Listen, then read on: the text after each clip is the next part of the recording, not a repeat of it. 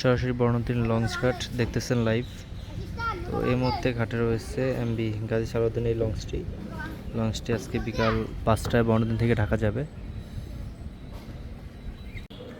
তো এই মুহূর্তে হচ্ছে বর্ণদিন লঞ্চ ঘাটের ভিতরে ঢুকতেছি। দেখতে পাচ্ছেন খুবই সুন্দর পল্টন রয়েছে বর্ণদিন লঞ্চ ঘাটে। আশপাশের পরিবেশটিও খুবই সুন্দর। এখানে এই পাশ থেকে নদীর খালের ওই পাশে যাওয়ার জন্য নৌকা রয়েছে, যে নৌকাটি হচ্ছে সবসময়ই চলে।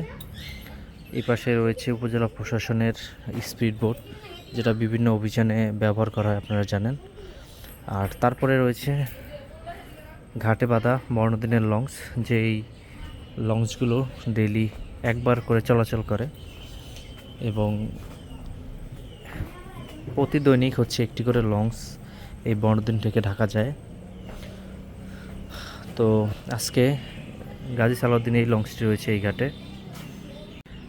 যে লঞ্চটির হচ্ছে ডেক ভাড়া আজকে এই ঘাট থেকে 300 টাকা নির্ধারণ করা হয়েছে এবং সিঙ্গেল কেবিন 1000, ডাবল কেবিন হচ্ছে 2000 টাকা ধরা হয়েছে।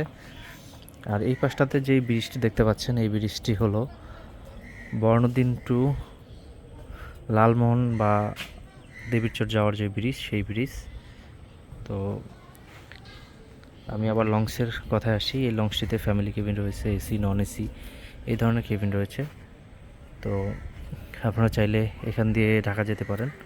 এই লঞ্চগুলো সাধারণত সকাল 6টা থেকে সন্ধ্যা পরের দিন সকাল 6টা, অর্থাৎ 12 ঘন্টা 13 ঘন্টা আপনাকে ঢাকা পৌঁছাবে। যারা রিল্যাক্স জার্নি পছন্দ করেন, বিশেষ করে যারা ফ্যামিলি নিয়ে যেতে চান, যাদের তাড়াহুড়া নেই, তারা এই লঞ্চে করে ভ্রমণ করতে পারেন।